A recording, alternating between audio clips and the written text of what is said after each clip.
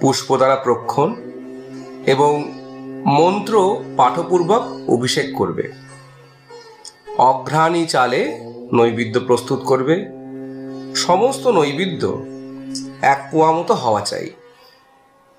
গৃহে পার্থিব পূজার জন্য 1 পোয়া এবং বাইরে কারোর স্থাপন করা শিবলিঙ্গের পূজার জন্য 1 সের নৈবেদ্য তৈরি করা প্রয়োজন। দেবতা দ্বারা স্থাপিত শিবলিঙ্গের জন্য 3 সের নৈবেদ্য অর্পণ করা উচিত এবং স্বয়ং প্রকটিত স্বয়ংভূ লিঙ্গের জন্য 5 সের। মানে বুঝতেই পারছেন, সমস্ত রকম মৃৎকলা বা মৃত্তিকা এবং পাথর দ্বারা মূর্তি পূজা করা যায়। তাদের ভোগও এবং ভোগের পরিমাপও আলাদা আলাদা।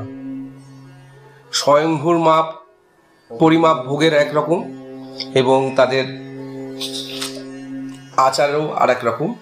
তো তার বিভিন্ন রকম যে আমাদের যে ভাগ রয়েছে, তো সেইগুলো এখানে বলছে।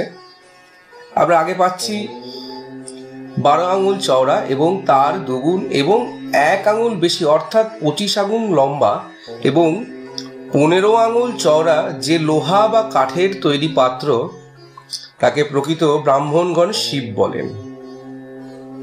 তার অষ্টম ভাগকে প্রস্থ বলে, যা 4 পুরবের কাছাকাছি মনে করা হয়। মনুষ্য স্থাপিত শিবলিঙ্গের জন্য 10 প্রস্থ মানে 10 প্রস্থ